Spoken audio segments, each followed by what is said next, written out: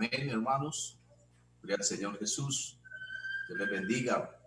Me alegra saludarles en esta preciosa noche, en el nombre del Señor Jesucristo. Como dijera el apóstol Pablo, deseándoles gracia, misericordia y paz en el nombre del Señor Jesús. Me alegra mucho, hermanos, poder estar acá con ustedes en esta hora. Amén. Para hacer el propósito de Dios, para cumplir la voluntad de Dios, que es transmitir la palabra de nuestro Señor Jesucristo a su pueblo. Un saludo muy especial para mi hermano Ramiro, gloria a Dios, hermano Ramiro Flores, una persona que hace muchos años distingo desde mi infancia, a quien hemos apreciado con todo el corazón y hemos admirado. Gloria al Señor Jesús. Hermano Ramiro ha sido un hombre de muchos años en la iglesia, un hombre que se ha sabido guardar, un hombre que ha caminado en integridad, gloria al Señor, y en rectitud, y ha sido un ejemplo y un derrotero para mi vida. Mi hermano Ramiro, me alegra mucho saludarle en esta noche en el nombre del Señor Jesús. Y al ministro, hermano Wilmer Montoya, también me alegra saludarle, un joven con mucha proyección, con mucho talento. Hemos escuchado cosas muy especiales del hermano y yo sé que Dios le va a usar y lo va a poner muy en alto. A esta preciosa iglesia en el Carmen de Iboral, gloria al Señor, una congregación que también hemos conocido desde hace muchos años, gloria al Señor Jesús. Desde antes de salir al ministerio nos congregábamos en Río Negro y siempre íbamos al Carmen de Iboral a tener programas especiales allá con los ministros y con la congregación, cultos misioneros, en fin. Así que el Carmen de Iboral me trae muchos recuerdos a mi corazón. Saludo también de una manera muy especial a un hermano allá en el Carmen, hermano Ramiro Castaño. Gloria al Señor, es un hermano muy apreciado en mi corazón, que recuerdo mucho. Prestó servicio militar conmigo y Dios nos bendijo y Dios nos ayudó mucho en aquel lugar y nos pudimos hacer compañía, y le recuerdo con mucho cariño y con mucho aprecio al hermano Ramiro Castaño también, en el nombre de Jesús. Así que mi saludo para todos y cada uno de ustedes. Agradeciendo a Dios, hermanos, por esta invitación tan maravillosa. A eso nos llamó el Señor Jesucristo, a predicar su palabra, y para eso estamos acá en esta hora. Yo quiero, hermanos, entonces invitarles para que tomemos la escritura. Vamos a entrar entonces en la meditación de la palabra de Dios conforme a su propósito y conforme a su voluntad. Vamos a leer la carta a los Hebreos. Gloria al Señor Jesús. Vamos a leer la carta a los Hebreos. Gloria al Señor Jesucristo. En el capítulo número 12. Hebreos, capítulo número 12 y el versículo número 12. Gloria al Señor, que dice así: por lo cual, levantad las manos caídas y las rodillas paralizadas, y haced sendas derechas para vuestros pies, para que lo cojo no se salga del camino, sino que sea sanado. Seguid la paz con todos y la santidad, sin la cual nadie verá al Señor. Mirad bien, no sea que alguno deje de alcanzar la gracia de Dios, que brotando alguna raíz de amargura os estorbe, y por ella muchos sean contaminados. Bendito el nombre del Señor Jesucristo. Quisiera, hermanos, que oráramos en esta noche para que Dios nos inspire su palabra. Amén. Que Dios nos dé palabra de sabiduría, con gracia, con autoridad, con unción, con revelación, con inspiración. Gloria al Señor.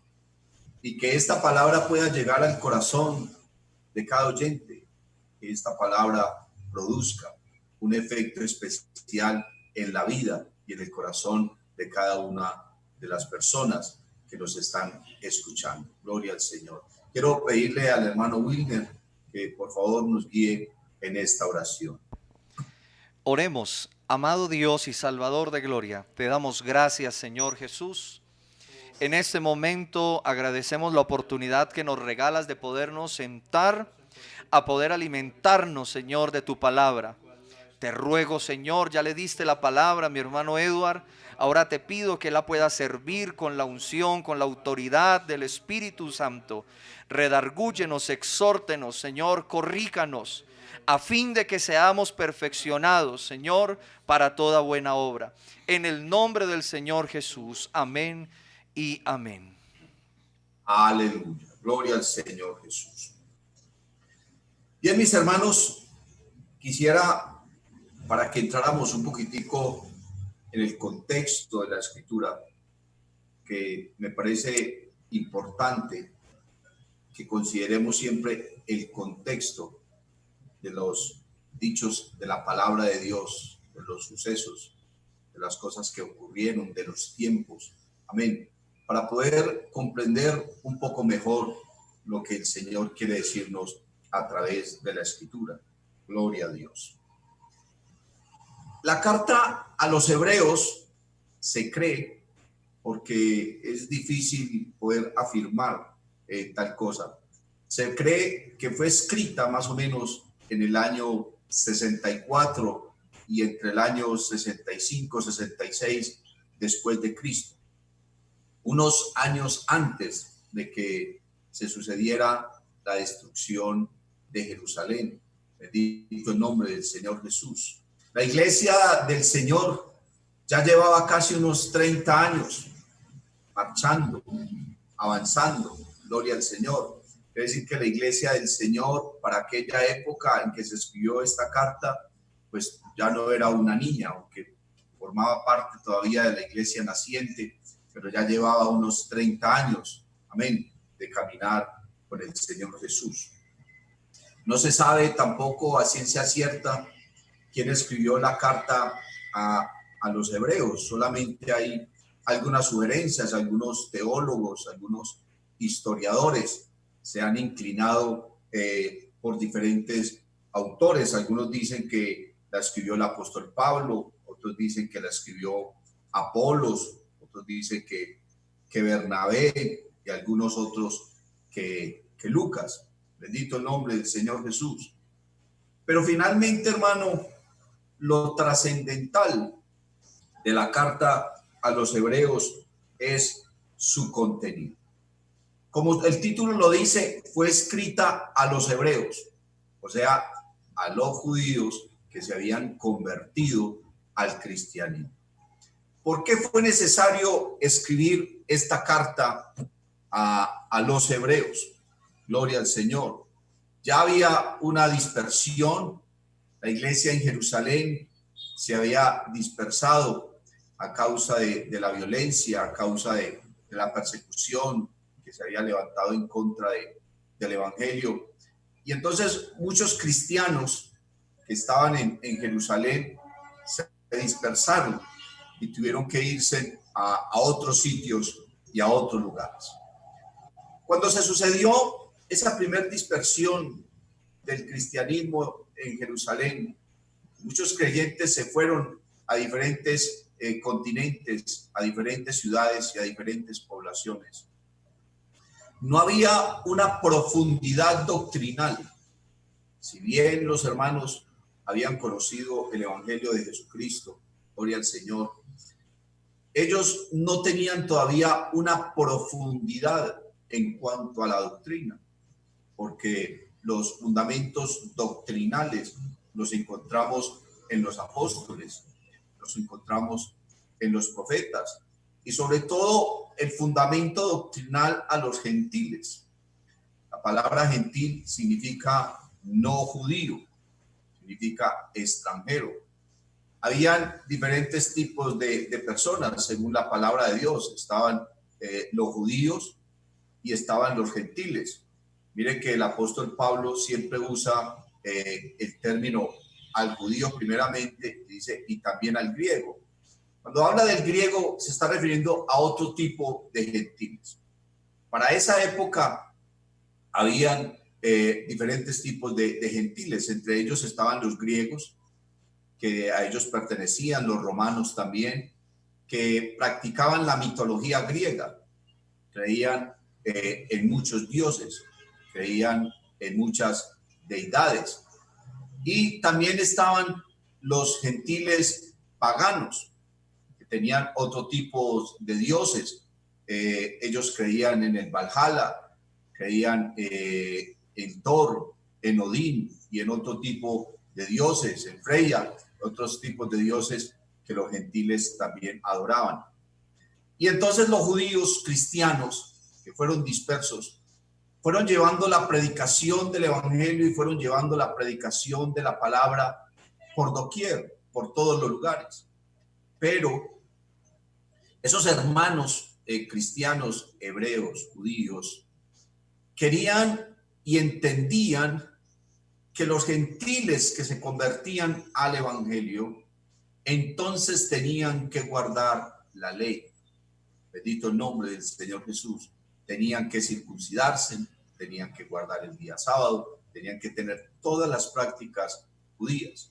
De hecho, en el libro de los Hechos de los Apóstoles, la Biblia nos narra de una asamblea que se tuvo que realizar, un concilio donde estuvieron muchos pastores, donde estuvieron los apóstoles, donde estuvieron muchos ancianos, donde estuvieron muchos cristianos, porque se tendía a enseñarle a los gentiles que debían de guardar la ley.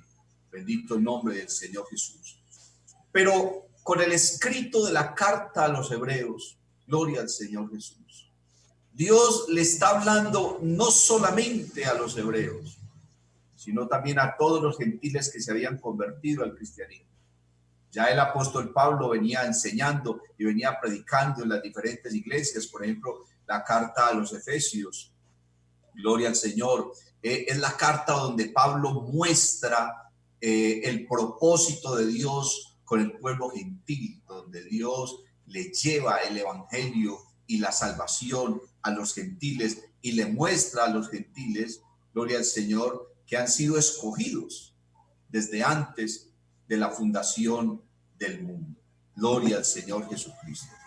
Ahora entonces, en esta preciosa carta a los hebreos, el escritor, quien haya sido Pablo o haya sido Apolo o Felipe o Bernabé o Lucas o cualquiera de ellos, trata de mostrarle a la iglesia que Jesucristo está por encima de todos los rituales de la ley, que Jesucristo está por encima de todas las cosas, que ahora su palabra está basada en el evangelio. Gloria al Señor. Y precisamente el capítulo 1 y el versículo número 1 de esta maravillosa carta a los hebreos inicia precisamente diciendo: Dios, habiendo hablado muchas veces y de muchas maneras en otro tiempo a los padres por los profetas, en estos postreros días nos ha hablado por el Hijo, a quien constituyó heredero de todo y por quien asimismo hizo el universo. Gloria al Señor Jesús. Les está dando a entender, hermanos, que el Señor Jesucristo está por encima de todas las cosas. Podríamos pensar, gloria al Señor Jesús, que el día que el Señor se transfiguró frente a 3 de sus discípulos, Pedro, Jacobo y Juan, y que aparecieron Elías y Moisés, y ellos escucharon una voz que decía: este es mi Hijo amado, en el cual tengo complacencia, a él oír. Podemos pensar y analizar esa palabra que Dios le está mostrando a sus 3 discípulos, a Pedro, a Juan y a Jacobo, que ahora llegaba el fin de la ley, que ahora llegaba el fin de los profetas y que se inicia una nueva dispensación, como dice el apóstol Pablo, una dispensación que estaba escondida desde los tiempos antiguos, pero que ahora ha sido revelada, y es la dispensación de la gracia y la predicación del evangelio. Gloria al Señor.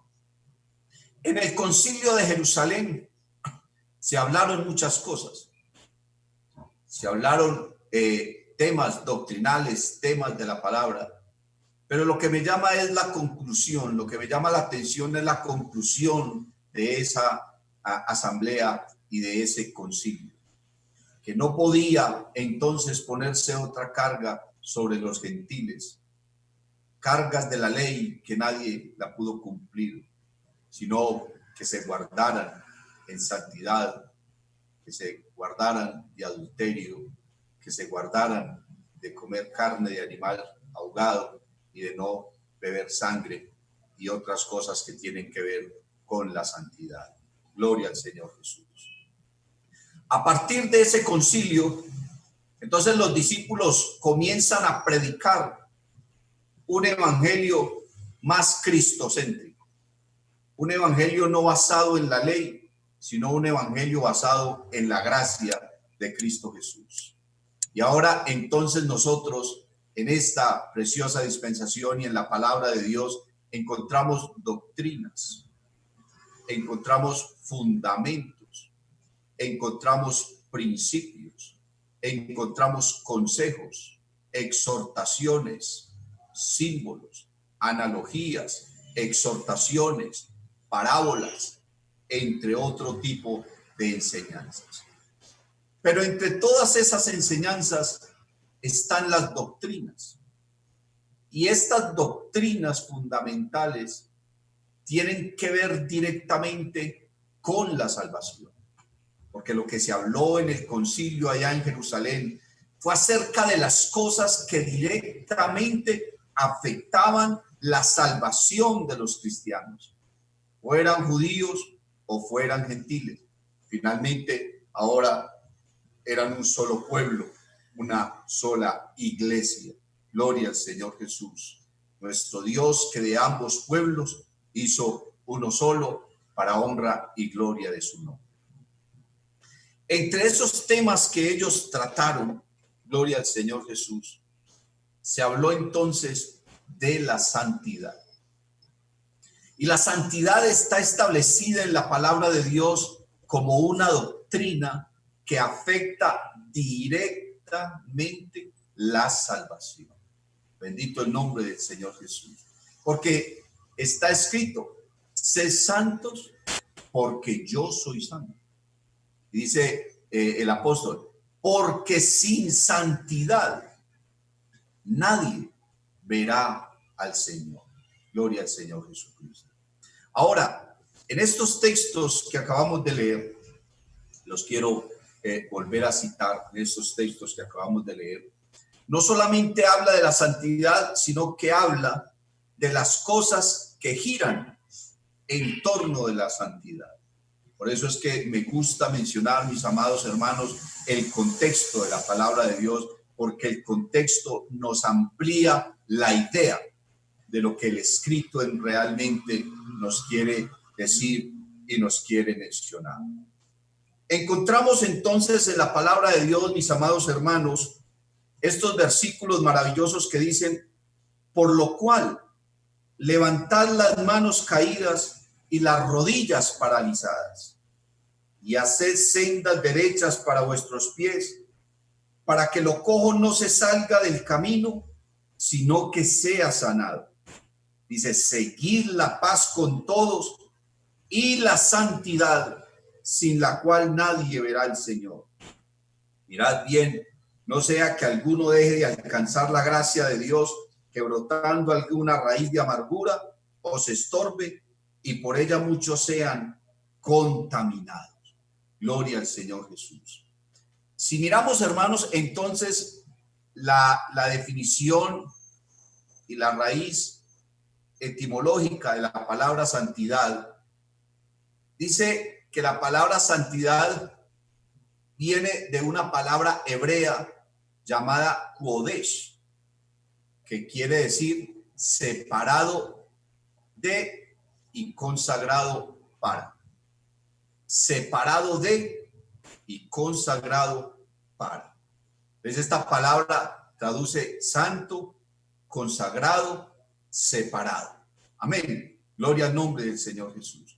Quiere decir que nosotros somos santos porque fuimos separados del mundo y fuimos consagrados para Dios. Pero lo bonito y lo precioso y lo hermoso y lo maravilloso, mi amado hermano, de la santidad y de la vida cristiana, es que esto es un asunto totalmente voluntario. Dios no obliga a nadie. Es un asunto totalmente voluntario. Gloria al Señor. Entonces podemos encontrar, de acuerdo a la palabra santidad, dos cosas. Primero, nosotros fuimos santificados, que es un proceso hecho por parte de Dios.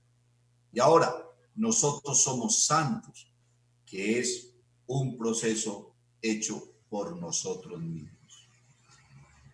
Fuimos santificados por Dios. ¿Por qué? Porque Él nos llamó de las tinieblas a su luz admirable. Nos llamó para que nosotros voluntariamente lo recibiéramos.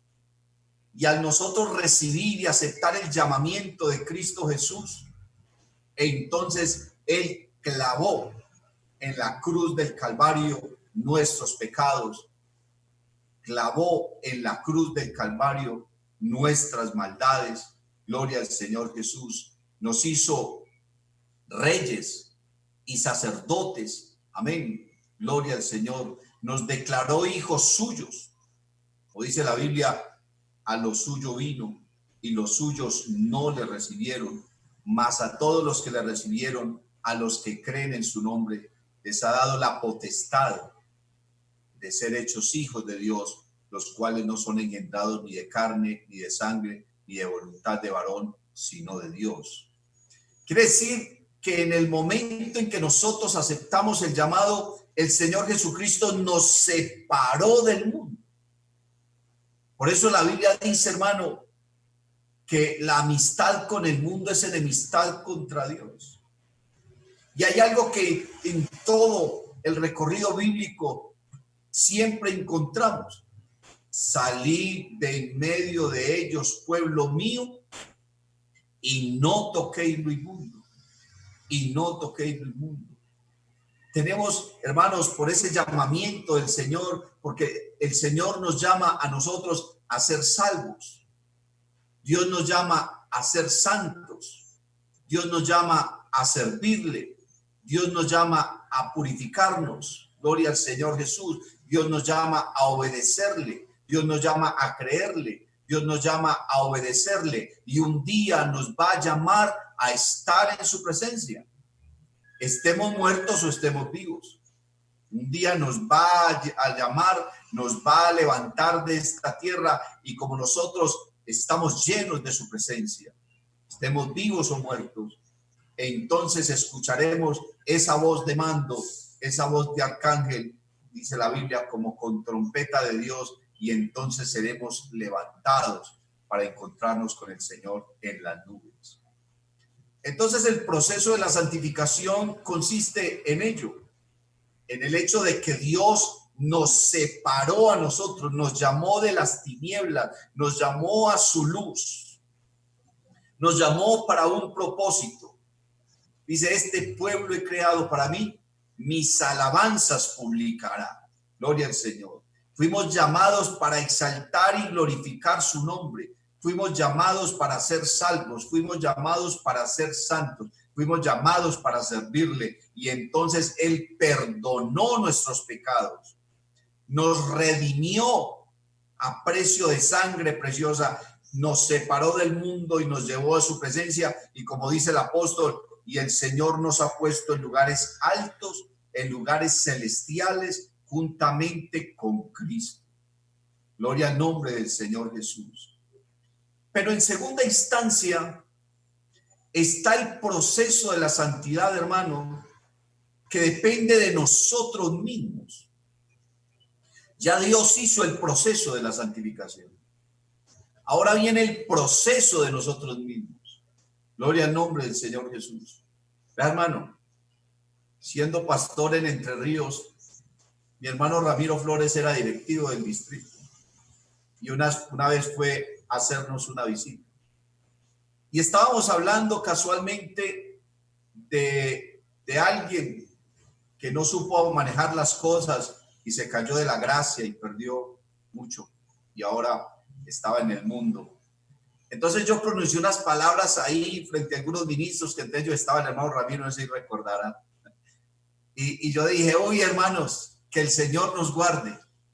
Y sorpresivamente el hermano Ramiro me dijo, Edward, que el Señor nos guarde, que nos guardemos nosotros mismos, porque la Biblia dice que el que tiene esta esperanza a sí mismo se purifica, como Él es puro.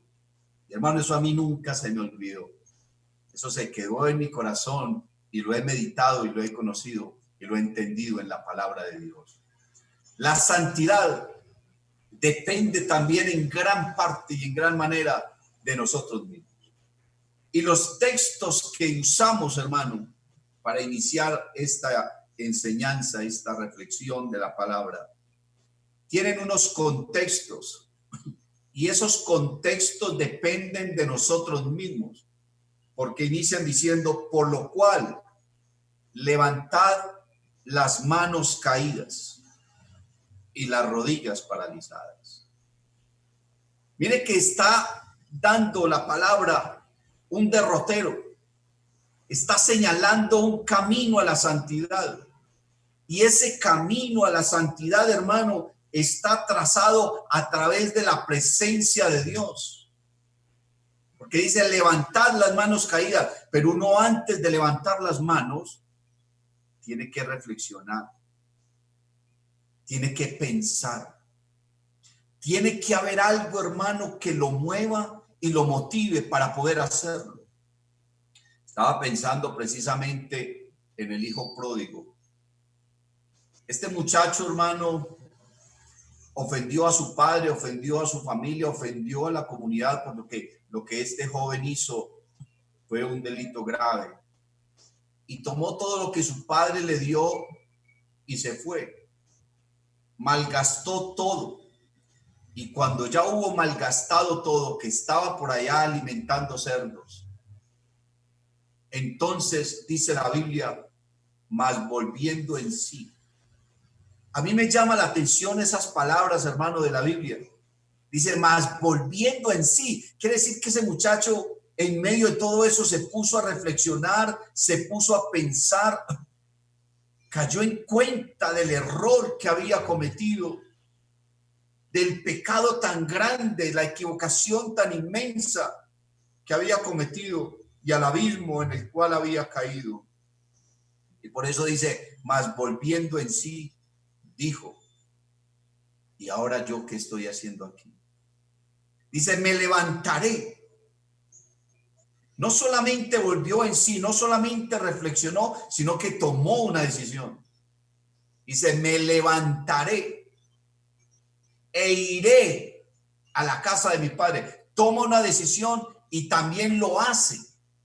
Porque es que hay gente, hermano, que la vida se le pasa en sueños y en anhelos y en propósitos, pero no hay un esfuerzo, no hay un sacrificio, no hay una obra real que lo mueva a hacer que las cosas sean realidad. Dice, me levantaré e iré a la casa de mi padre y le diré.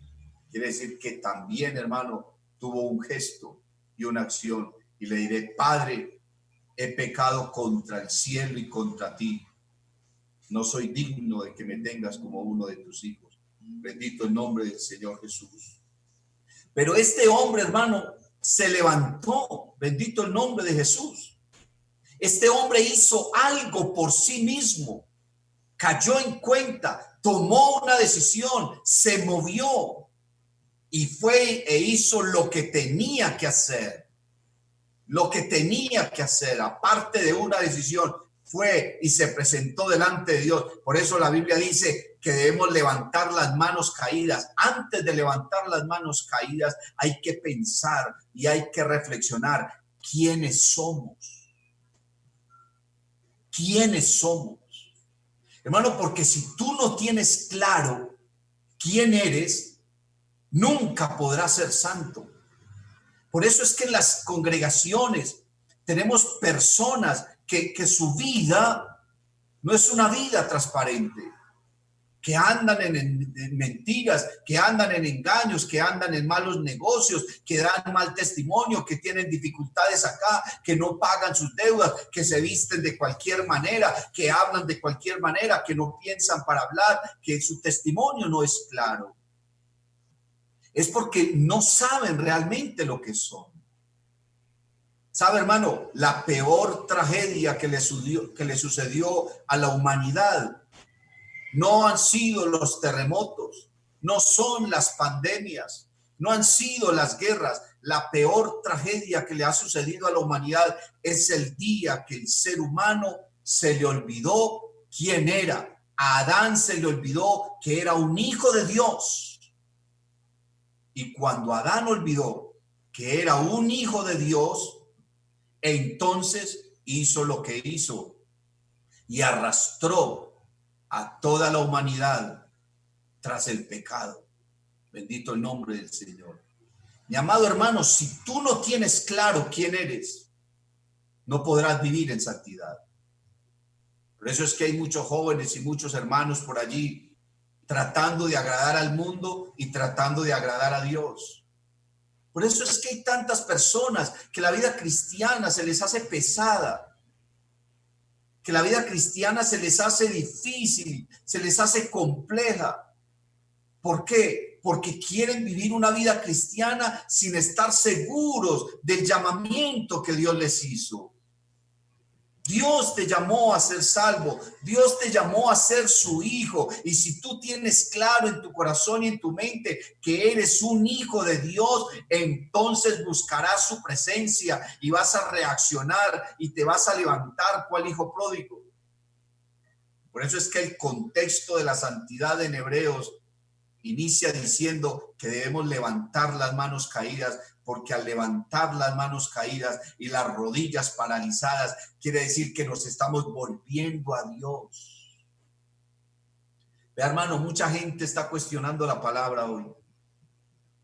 Muchos creyentes en las congregaciones están cuestionando la palabra y la autoridad que Dios le dio a la iglesia. Y entonces ante cualquier situación quieren justificar lo que están haciendo o lo que están pensando o lo que quieren hacer, diciendo, hermano, ¿y dónde dice la Biblia eso?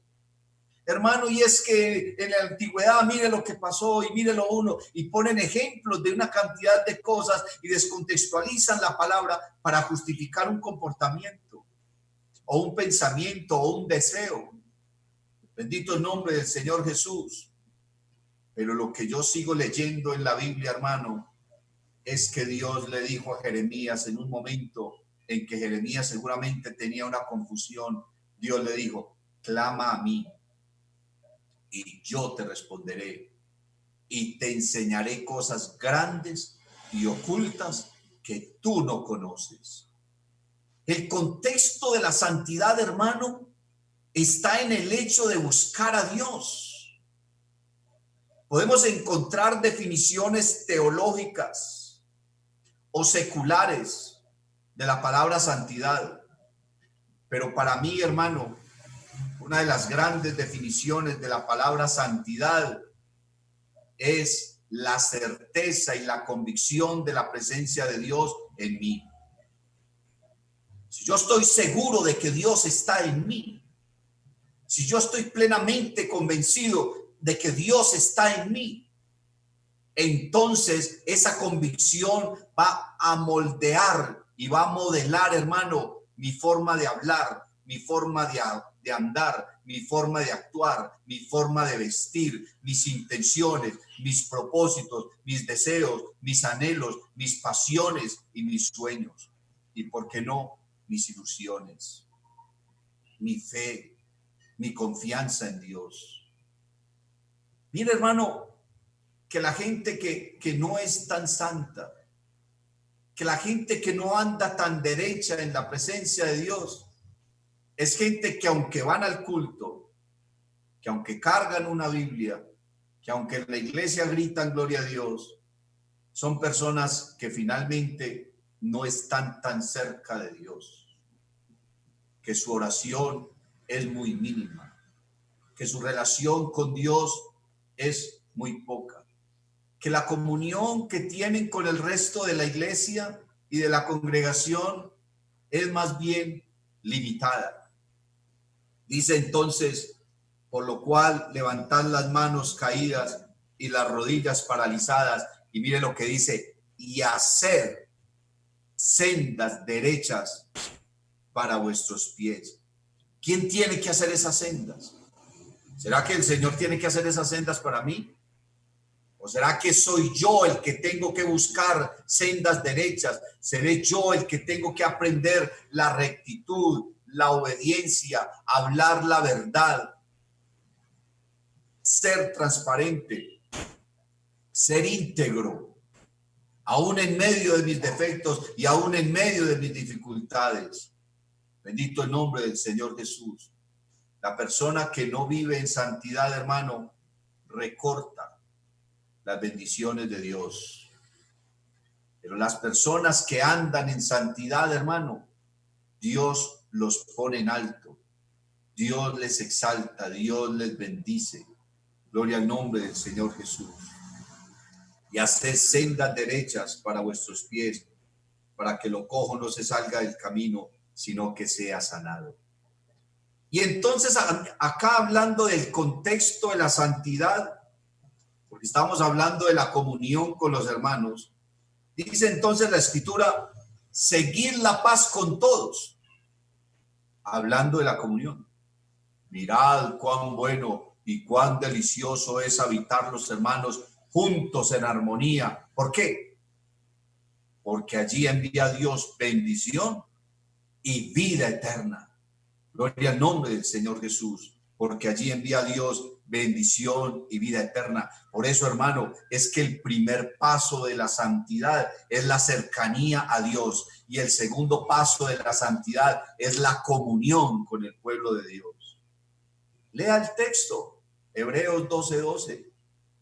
Lea el texto para que conozca el contexto de lo que estamos hablando y que la santidad está enmarcada en esos dos preceptos, en el precepto de la cercanía a Dios y en el precepto de la comunión con mis hermanos. Y mire, hermano, que en el verso 15 dice, mirad bien, no sea que alguno deje de alcanzar la gracia de Dios, que brotando alguna raíz de amargura os estorbe y por ella muchos sean contaminados.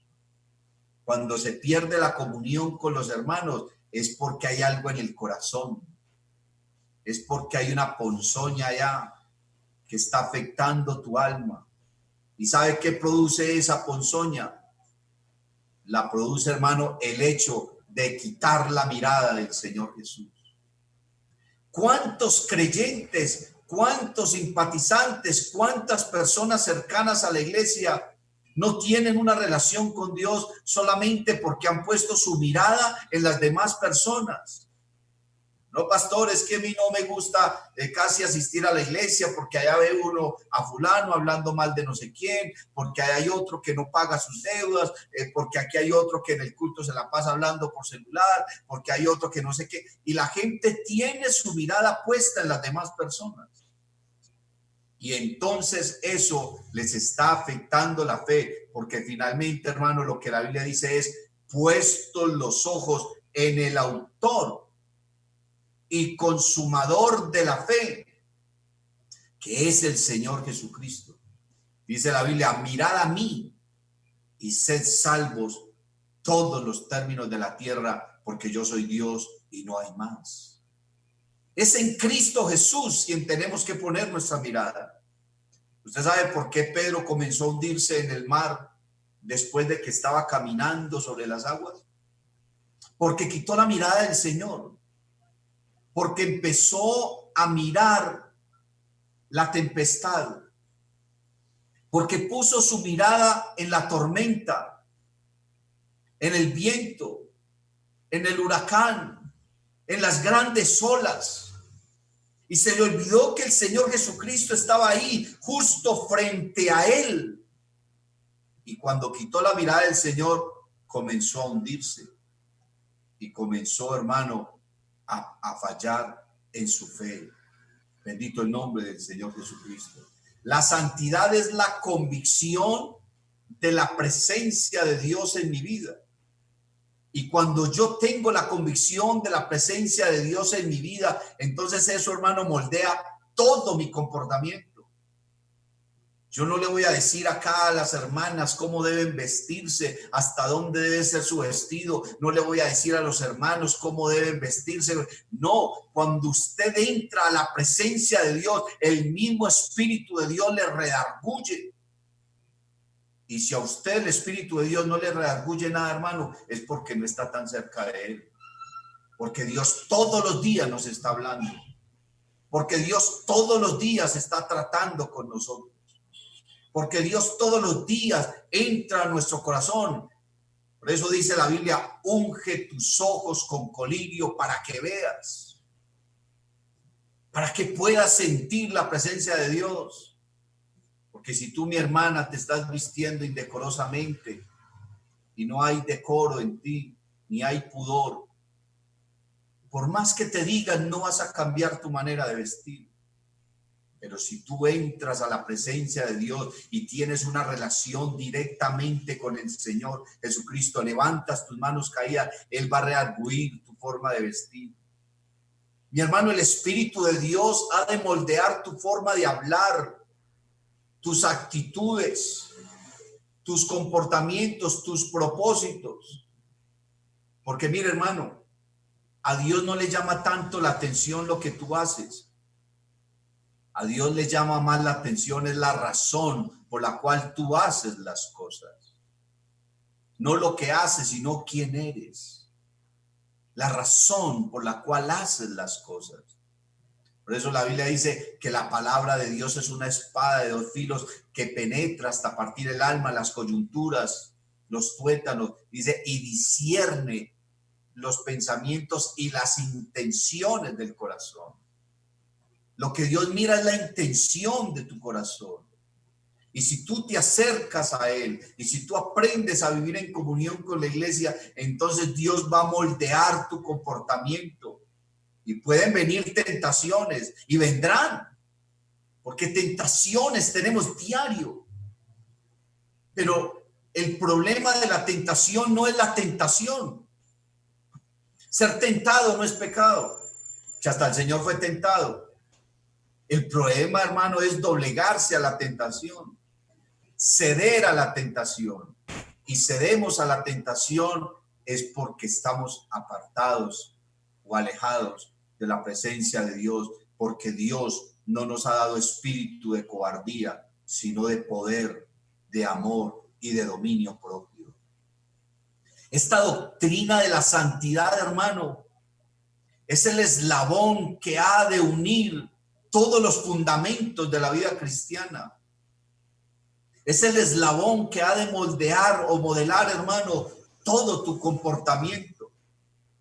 El apóstol Pablo dice que debemos andar conforme a la vocación con la cual hemos sido llamados. Gloria al Señor Jesús.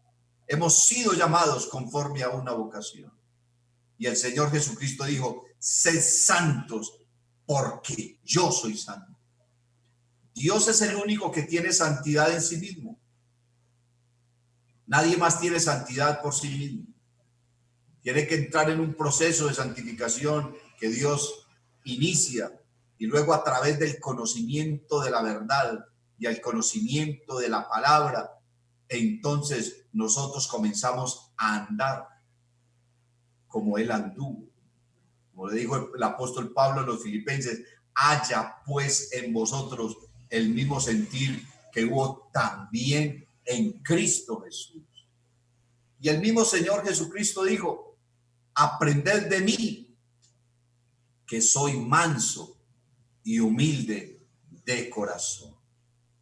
Así que, mi amado hermano, usted no puede olvidarse de esta doctrina fundamental y trascendental en la vida cristiana, como es la santidad. Y la santidad no es algo que va solo por dentro. La santidad tiene que verse reflejada en toda nuestra vida.